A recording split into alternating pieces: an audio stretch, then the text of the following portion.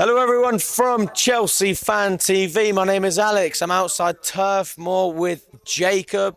Jacob, my friend, listen, recently times have been good, and people think it's embarrassing that we're so happy. But how could you not be happy after the torrid time we've had over the past year since the takeover? Let's be real. We've been going nowhere except backwards. But finally, it seems like Chelsea Football Club are going in the right direction. It's a rhetorical question. I mean, why wouldn't you be happy?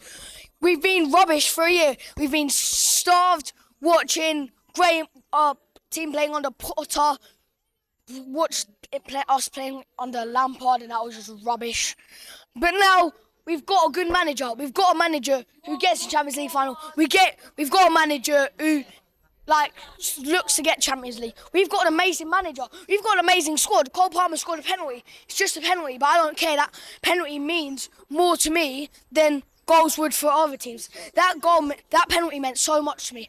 Having Palmer on the score sheet, Jackson, who I thought was pretty much anonymous for the first 30 minutes of the second half, but then he scored. Then he has a couple of shots, and he plays really well. And obviously Sterling got the goal, fair play to him. I thought he weren't great in the first half, but when he got his goal, and 10 minutes before already, it just all went well for him. I mean, respect. I don't know why Mudryk didn't start, and I wasn't really happy about that. But especially after the result against Fulham that we were all really happy about. But at the end of the day, we won 4-1, celebrate it, and yeah. Do you think Sterling should still be starting ahead of Mudryk, considering he did score, but then Mudryk played really well against Fulham? Well, Mudryk scored against Fulham at the end of the day as well. And he's got more pace. I think Mudryk is a better player, honestly. It's interesting as well, sorry to interrupt, but I actually think Mudryk could have got another assist when he came on in the second half, because Jackson did a really weird flick on. I was like, why are you doing that? I feel like he was immediately positive from the get-go, and I'm not criticising Jackson, because obviously he scored as well, but it's nice to see the substitutions from the manager are making a difference. Yeah, I completely agree. Jackson, did the flick, and what I think he just needs to relax a bit. I think he thought, but I'm doing really well. Let's try and have a golden moment. I get it. I think he got a bit ahead of himself. But yeah, he's a really good player. We've seen that. He scores, and I'm not saying he's a 30, 25, 20 goal a season striker, whatever. But he's a brilliant striker. Bought for Villarreal for 30 million, which, considering how prices are going up now, isn't bad at all. And I think that. I think Jackson should have started. I think the thing is with Broja, I think he drifts a little bit too wide, and I think that's a problem. He drifts a bit too wide. But Broja's still an amazing player. So is Jackson. You can't really go wrong with either of them up front. But yeah. It's interesting because when I was doing my previews for this game and I was speaking with other Chelsea fans, everyone agreed with me. They said, start Broja ahead of Jackson. He's just got a goal against Fulham. It's like, why wouldn't you start players in form? But Jackson showed his worth today. It's a nice little competition we've got between our two strikers. Yeah, and it's can't play them both really, can you? We can, but we're not a 4-4-2 team. So, yeah, Broja played well. Be fair, I thought Jackson should start personally, but you can't go wrong with either of the two. Brilliant strikers, brilliant forwards, and the thing is, we've been missing a striker for so long. The last good striker we had was Diego Costa.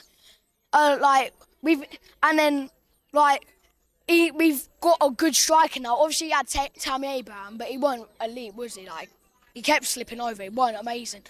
So the last elite striker we had was Diego Costa, and now we've got Nicholas Jackson and Broja. What else is there to celebrate? And I just want to mention we've got Arsenal coming up. I would be confident going into that, but we've got the international break, which I'm dreading.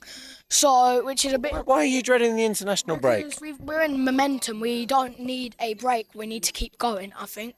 And yeah. I mean. Well, if we compare it to last year's international break, that I'm sure I've missed one out, but the one that stands out, which is obvious, is the World Cup, right? We had the World Cup last year. We lost 1-0 against Newcastle, Eddie Howe's Newcastle, away from home. And everyone at Chelsea was under pressure. I mean, Graham Potter was under a significant amount of pressure. The owners were under pressure. I can't think of anything positive to do with Chelsea this time last year, right? But this year it's a completely different scenario. So do you not think we can just reset and go again? But we don't. We need to keep going. I think. Like, I know the international break's got to happen, but it's just something I'm dreading. Like, under good momentum, don't you want to keep going? You want to expand and just like, yeah, like. I know, like, yeah. And I just also want to mention about the game, yeah. First off, I'm not joking, I fell asleep for 5 minutes. I'm not joking, I literally fell asleep for 5 minutes. Yeah, your dad told me. I was like, what the hell is Jacob doing asleep? I'm like, Trevor, keep the... Trevor. Come on, put the camera on. Why did you let your son fall asleep in the first half? What's going on? It wasn't very good, but it got much better. They were both half asleep. We left at 5:30 this morning. That's my excuse. That's fair enough. I respect that. But no, I'm only joking. Sandwiches on the train. That's it. I mean, listen. This is the thing that Jacob's saying. So you left your house at 5:30 this morning to get here.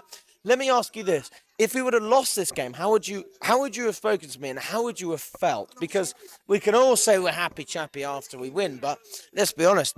You never know what to expect with this Chelsea team. You're right, and the thing is, but I'm used to it at this point. Yeah, we've had a couple of good games, but it was still a few weeks ago where I was just losing a lot. Like, I'm used to it, and like, I was used to it, to be fair.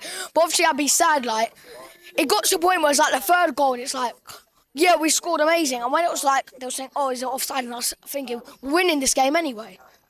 Right mindset to have or not, I don't know, but I was thinking we were winning the game anyway. I think we're the better team. And I think going into Arsenal, obviously the international break, which I'm not sure about, but going into Arsenal, I think we can have a go at them. And I do think that London is blue at the end of the day. Like, it is blue.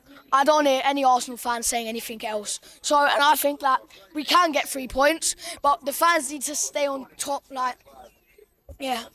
Yeah. And would you change anything for the Arsenal game, or would you keep things similar to what we did today? I mean, just keep it. Like, for example, like when Sterling started, I was a bit like, oh, I just want to keep the same team type thing. But Broja or Jackson up front to start, that can be debated. I personally think Jackson's a better player. That's How come? because I think he's more complete.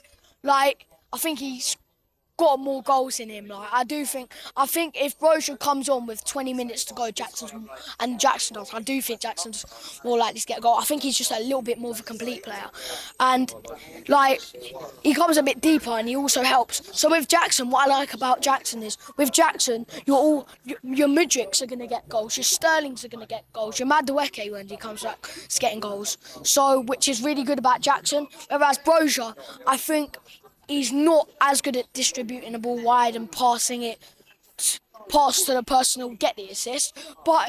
And that's why I think Jackson's a better player. Again, this isn't a knock at Broja. I think they're both brilliant players. But I feel like Jackson's come in the Premier League and he's done well almost straight away. Whether Jackson, when he started playing, Broja wasn't as good straight away. But I think they're both really good, and you never know. Broja might be a better player in the future, but so could Jackson be, honestly. We'll have to find out, really, won't we?